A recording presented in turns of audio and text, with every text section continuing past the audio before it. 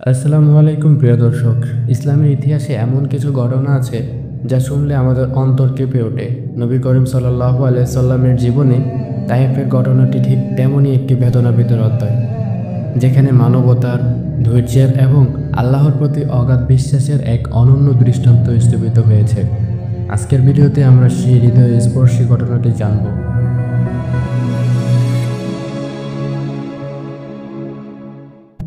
ইসলামের ইতিহাসে তাইফ একটি গুরুত্বপূর্ণ স্থান। পবিত্র মক্কা নগরী থেকে প্রায় 120 কিলোমিটার দক্ষিণ পূর্বে অবস্থিত এই নগরী নানা ঐতিহাসিক ঘটনার সাক্ষী। বিশেষ করে মহানবী হযরত মুহাম্মদ সাল্লাল্লাহু আলাইহি সাল্লাম এর জীবনে তাইফের একটি বেদনাবিধুর অধ্যায় আজও মুসলিম হৃদয়ে গভীরভাবে নাড়া দেয়। তাইফ ছিল বনি সাফি গোত্রের বসবাসস্থল। এই গোত্রে ছিলেন নবীজির দুধমাতা হযরত হালিমা সাদিয়া রাদিয়াল্লাহু তাআলা আনহা, যার ঘরে শিশু মুহাম্মদ সাল্লাল্লাহু আলাইহি সাল্লাম লালিত পালিত হয়েছিলেন। পরবর্তী জীবনে নবুয়ত প্রাপ্তির পর তিনি ইসলাম প্রচারের জন্য যখন মক্কাবাসীদের কাছ থেকে অত্যাচার সহ্য করতে না পেরে তায়েফে আশ্রয় নেন, তখন আশা করেছিলেন তাদের হৃদয় হয়তো মক্কাবাসীদের তুলনায় নরম ও গ্রহণযোগ্য হবে। কিন্তু বাস্তবতা ছিল সম্পূর্ণ ভিন্ন। তায়েফবাসীরা তার প্রতি কোনো সদ্ব্যবহার তো করেইনি, বরং উল্টো তাকে নির্মমভাবে অপমান ও নির্যাতন করেছে। তারা রাসূল সাল্লাল্লাহু আলাইহি সাল্লামের পেছনে দুষ্ট ছেলে ও দাসদের লেলিয়ে দিয়েছিল। তারা তাকে উপহাস করল, গালমন্দ করল এবং পাথর নিক্ষেপ করল। নবীজি সাল্লাল্লাহু আলাইহি সাল্লামের পা রক্ত রঞ্জিত হয়ে গিয়েছিল।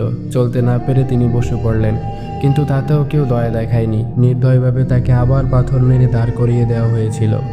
এই যন্ত্রণাদায়ক অভিজ্ঞতা শেষে তিনি তায়েফ ত্যাগ করেন। তবুও তার মনে ছিল না প্রতিশোধের আগুন, বরং ছিল ভালোবাসা, দয়া ও ক্ষমা। তীব্র অবমাননার পর তিনি যখন তায়েফ ছেড়ে কর্নে সাআলেব নামক স্থানে পৌঁছান, তখন আল্লাহর পক্ষ থেকে ফেরেশতা প্রেরিত হয়। হাদিস শরীফে এসেছে, রাসূল সাল্লাল্লাহু আলাইহি সাল্লাম বলেন, আমি আব্দে ইয়ালিল ইবনে আব্দে কুলালের সন্তানদের কাছে ইসলামের দাওয়াত দিয়েছিলাম, কিন্তু তারা তা গ্রহণ করেনি। আমি দুঃখ ও মানসিক বিপর্যয়ের মধ্যে কর্নে সাআলেব পৌঁছে মাথা তুলে দেখি এক টুকরো মেঘ আমার উপর ছায়া ফেলছে। ভালো করে তাকিয়ে দেখি সেখানে জিবরাইল আলাইহিস সালাম উপস্থিত। তিনি বলেন, আপনার জাতি আপনাকে যা করেছে আল্লাহ তা সব শুনেছেন। আল্লাহ আপনার কাছে পাহাড়ের ফেরেশতা পাঠিয়েছেন। পাহাড়ের ফেরেশতা এসে নবীজি সাল্লাল্লাহু আলাইহি সাল্লামকে বলেন, হে আল্লাহর রাসূল, আপনি অনুমতি দিলে আমি এদের দুই পাহাড়ের মাঝখানে পিষে ধ্বংস করে দেব। কিন্তু করুণায় পূর্ব মহানবী হযরত মুহাম্মদ সাল্লাল্লাহু আলাইহি সাল্লাম সেই প্রস্তাব প্রত্যাখ্যান করে বলেন, না, আমি আশা করি আল্লাহ তাদের বংশধরদের মধ্যে থেকে এমন মানুষ সৃষ্টি করবেন যারা শুধু আল্লাহর উপাসনা করবে এবং তার সঙ্গে কাউকে শরীক করবে না। প্রিয় দর্শক, নবী করিম সাল্লাল্লাহু আলাইহি সাল্লাম আমাদের শিখিয়েছেন কষ্টের মুহূর্তে ও প্রতিশোধ নয়, বরং দয়া, ক্ষমা আর ভালোবাসা দেখানোই হলো আসল ঈমানের নিদর্শন। আল্লাহ আমাদের সেই ধৈর্য ও ক্ষমার গুণে গুণান্বিত করুক। আমিন।